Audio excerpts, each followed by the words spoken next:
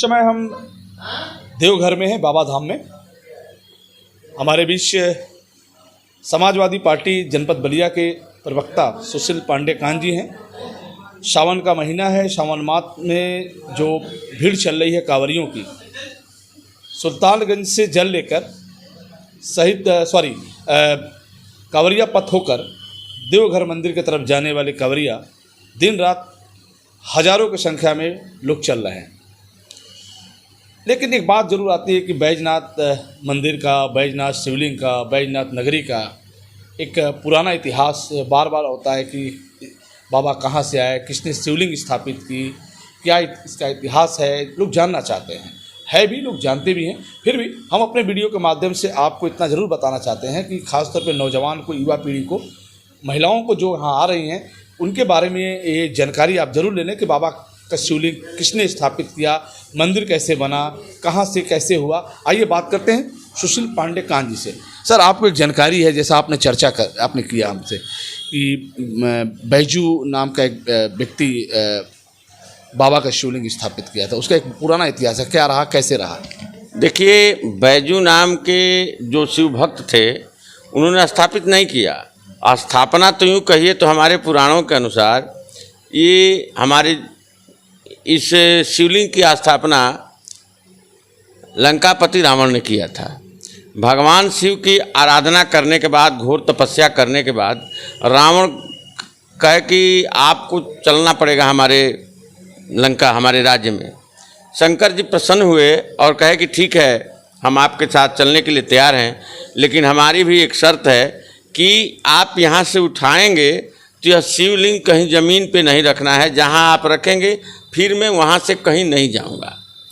तो जब रावण लेकर के चला आकाश मार्ग से, तो यहाँ आते आते उसको लघुशंका लगी और बीच में भगवान विष्णु जो है बालक ब्राह्मण का रूप लेकर के खड़े थे एक घोर जंगल में। इलाका उस समय जंगल था, घोर जंगल में।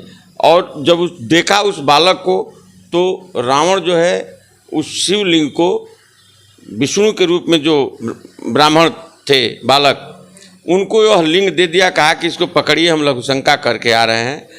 और इस दौरान उसके नाभि में माँ गंगा प्रवेश कर गई और वह लघुशंका करने गया। बहुत देर तक जब लघुशंका किया और इस बीच भगवान विष्णु जो बालक रूप में थे उस लिंग को जमीन पे रख दिए। और जब जमीन पे रख दिया, वो लघुशंका करता रहा। जब लघुशंका करके आया तो देखा कि यह बालक तो कहीं नहीं दिख रहा है और शिवलिंग जमीन पे रखा हुआ है।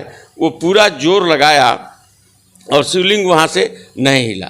तो उसके बाद उसी जगह पर उस शिवलिंग को रावण अंगूठा से दबाया जमीन के अंदर।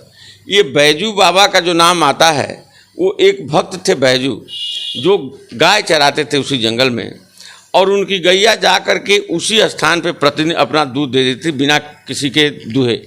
जब लगातार कई दिनों तक ये घटना हुई तो बैजू एक दिन उनके पीछे पीछे भागे, गाय के पीछे पीछे भागे कि आखिर हमारी गाय कहाँ दूध दे रही है। तो जिस स्थान पे दूध दे रही थी वहाँ बैजू लाठी चलाए और उसके बाद एक नियम बना लिए बैजू कि हम प्रतिदिन यहाँ लाठी मारेंगे। और प्रतिदिन नियम से बैजू वहाँ लाठी मारने लगे। एक दिन बैजू गाय चरा करके घर खाना खाने के लिए चले गए और वहाँ लाठी नहीं गिराए थे। जो ही निवाला अपना उठाए, उनको याद आया कि हम तो आज वहाँ लाठी नहीं मारे हैं। घर से दौड़े हुए लाठी लेकर के आते हैं और लाठी जो ही मारने के लिए उठाते हैं, वहाँ भगवान शिव प्रकट होते हैं और कहते हैं कि मैं तुम्हारी तपस्या से और अपने प्रति प्रेम से मैं प्रसन्न हूँ, वर मांगो।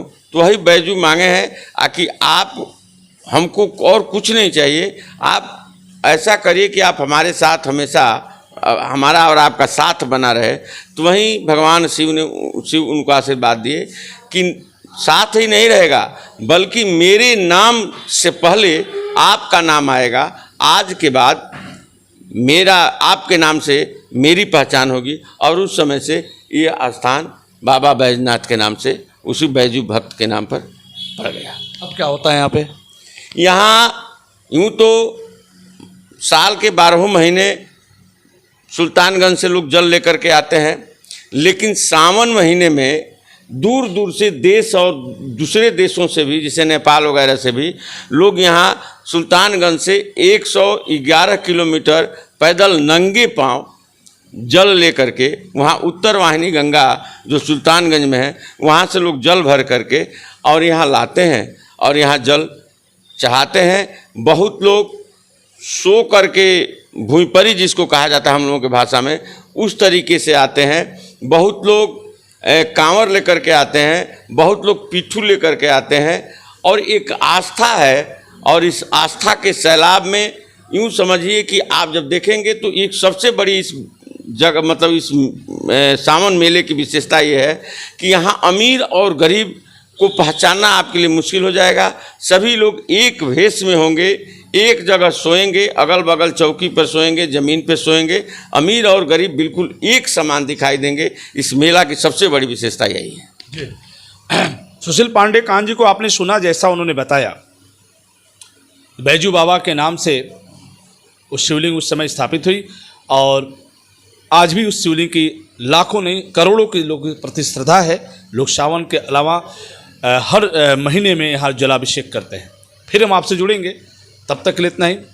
देखते रहिए यूपी आजकल, बलिया आजकल। मैं रोशन जायसवाल, नमस्कार।